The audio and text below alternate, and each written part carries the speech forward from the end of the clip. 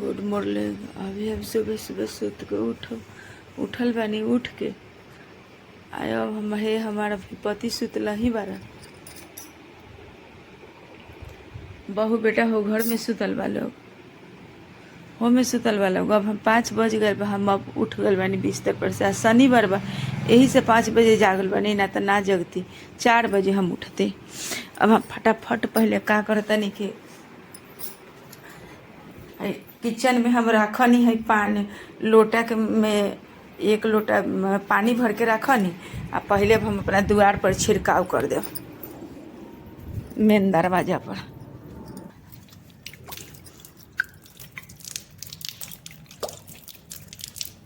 ओकरा बाद में हम फटाफट झाड़ू लगा ले। हम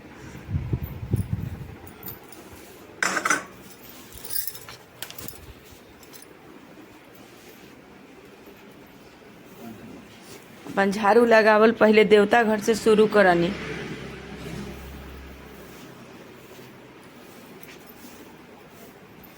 अभी सवेर भइल, हम झाड़ू लगा ले बानी। झाड़ू लगा के आ थोड़ा सा हम एक्सरसाइज कर ले तनी।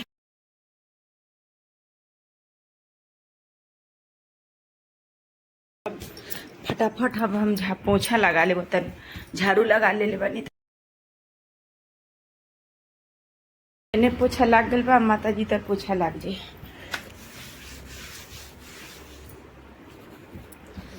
पोछा फटाफट लाग गल।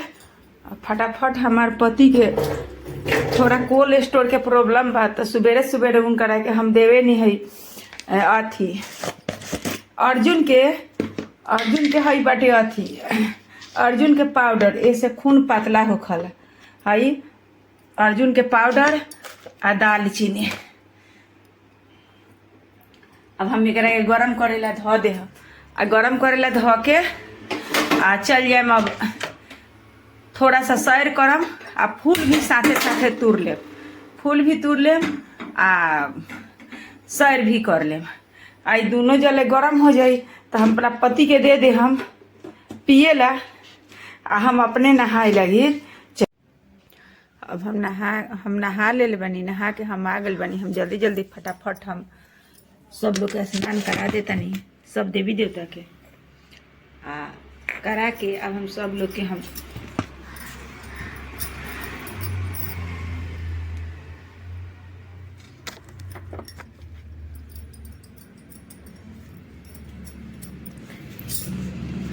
पर से फटाफट अब हम जोत पर जलित कर देले बानी। जोत जला देले बानी। आ जला के हम रख देव तनी। सबसे पहले जोते जरावल जाला। अब भगवान लोग के इत्र लगा देता नहीं।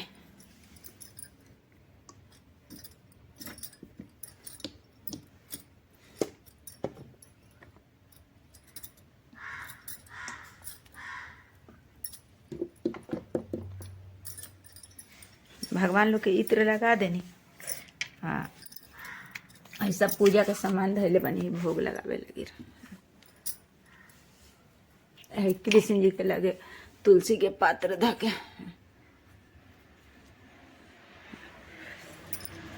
अब सब अपन पहले कुल देवी के पूजा होखला। पहले कुल देवी के सब कुछ करके आ तब हम जल्दी फटाफट अब शंकर भगवान के हम स्नान ही करा देता नहीं। ओम नमः शिवाय, ओम नमः शिवाय, नमः शिवाय, नमः शिवाय, नमः शिवाय, नमः शिवाय, नमः शिवाय। अब हम इनका लगी पानी आधा घंटा में पानी गरम होखला। पूरा चाय नियर हो जाला है, खूब लाल। ये अर्जुन के खाल आ दालचीनी के। अभी हम अपना घरे पति के अपना दे देता नहीं उनकरा के पिए खातिर। हैली सुबह सुबह उठ के बैठ गए बानी। आ अब हम जाता नहीं है सब जोत जड़ उड़ के सब पूजा के तैयार हो गल बा। हम सम्मी के पेड़ में अब जल डाल देता नहीं। सम्मी के पेड़ शनिवार बा, तो शनिवार के सम्मी के पेड़ में जल डालाला।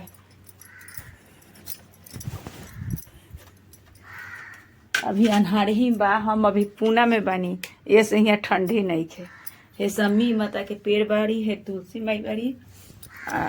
सबसे शनिवार के अपना दुआरिये पर हम लगा दिले बने। पूना शहर में हम कहाँ जाए अथी करे, कहाँ जाए हम जल ढारे चीज करे। ये से हम का करत नहीं कि वहीं हम सम्मी के पेड़ लगा देले बानी। यहीं हम पूजा कर ले बानी।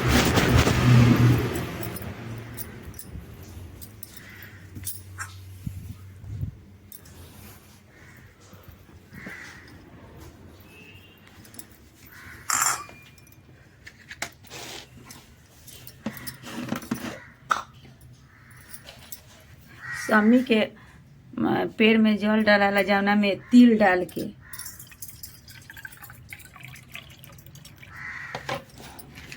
सबसे पहले हम यहाँ अग्नि पर जुलिस करते।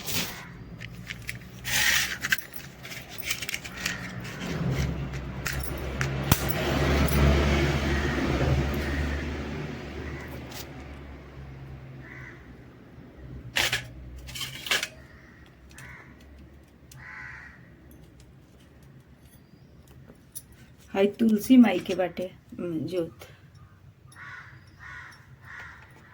है सम्मी माई के बा। अब इनकरा भी पहले जोत जरा के हम धो देतानी, तब इनकरा के हम पहले सम्मी के पेड़ में हम अथी कर दें, जल चढ़ा दें।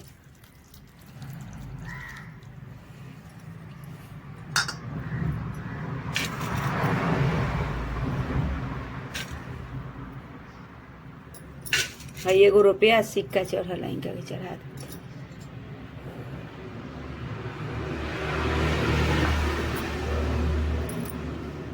आज एकादशी बा, आज तुलसी के पेड़ में खाली जोत जरावल जाई, इनका में जल ना डलाई। आज अनहारा के एकादशी बड़ुए। अब हम सम्मी माई के भोग लगा देव तनी।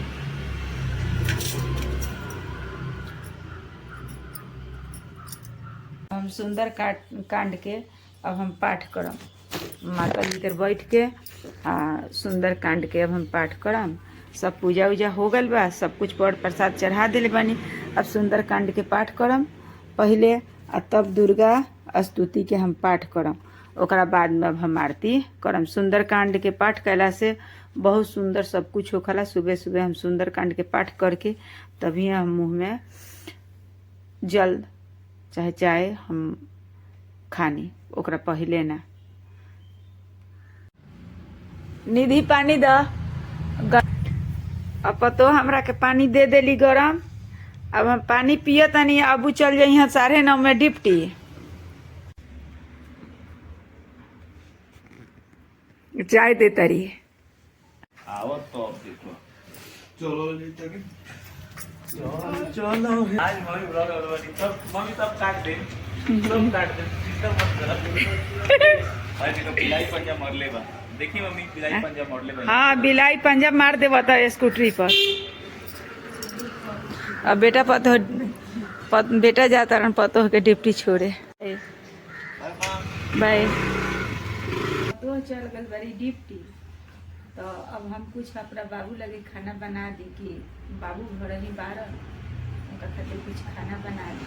तो अब हम लौका ही काटत नहीं, लौका के रायता दही डाल के रायता बना दे। मत पराठा उहे उ खइहन कुछ उनकर आज भारी रोज खाना खालन कि आज कुछ हल्का खाना उ खइहन, तो ये लगी बना देवता।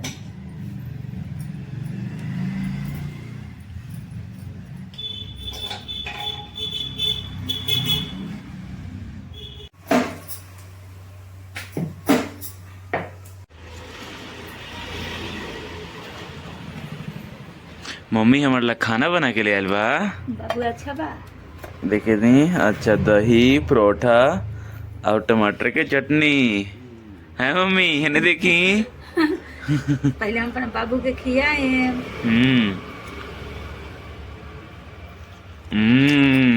मम्मी हो बहुत अच्छा बनल बा। मैया जी के देखनी बाजार में, से नुरिया के दुकान में नुहे।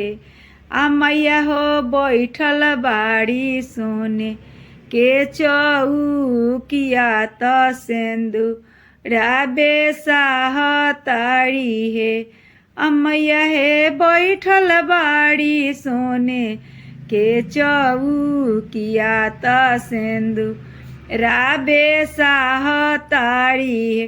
मैया जी के देखनी वैष्णो धाम में आसन पर लगवले बाड़ी हे आ मैया हे बैठल बारी सोने के चौकिया त सिंदूरा के ढेर लगवले बाड़ी हे आ मैया हे बाट ताड़ी सोर हो सिंगारवा त कुछहु हो जाई अपना गुरु के ना छोड़ कुछहु हो जाई अपना गुरु के ना छोड़ शिव गुरु बारे और भंगिया हो शिव गुरु बानी और भंगिया हो शिव गुरु के सिरावा पर बड़े बड़े जटवा शिव गुरु के पर बड़े बड़े जटवा में बहे गंगा धारावा हो जटवा में बहे गंगा धारावा हो कुछ हो जाई अपना गुरु के न छोड़ शिव गुरु बानी और भंगिया हो शिव गुरु बानी और भंगिया हो शिवजी के सिरावा पर चंदारा माँ चमेक गलवा में शोभे सर्फ मालावा हो गलवा में शोभे सर्फ हीरे जगहिया दाते का मम्मी बाबू आ गइलन काथी लेला बेटा भाई देखिए हम लोग का लेके नहीं है का निकल बड़ा नारियल पानी अरे बाप रे हम तो नारियल पानी हरा बड़ा पसंद पड़ेला पापा बाबू हमर नारियल चको पानी दी ना लेके अब पापा जी चको दी ना अच्छा। पापा ए बेटा सामान कुछ ले लो हैं? सामान सब खरीदा गए हां सब किना के अच्छा बहुत अच्छा लागल है चको नहीं चली बाबू हमार घर चली पी बैठी हे गाइस मैं पी के देख कैसा लगा था पानी बहुत भरल बा बहुत मीठ पानी बा बहुत सुंदर बा अच्छा लगा था नो काश पतो यार तो जोरे जोरे पीती तो मजा आई कौन बताओ करके पिया दे हम जाके बाद में सोयाबीन आ चिउरा दोनों के स्वाद अच्छा रख ना तारा पापा खातिर सोयाबीन आ तोरा खातिर चिउरा बेदाम भूज देनी है अच्छा बा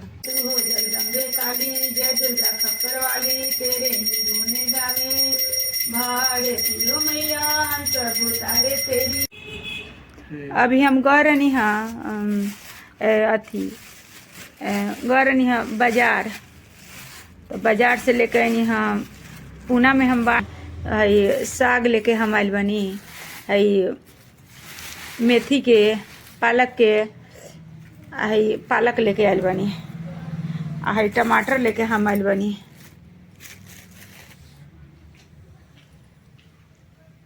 मम्मी और कंपनी वाला आ कुछ का कंपनी वाला नहीं आता का थी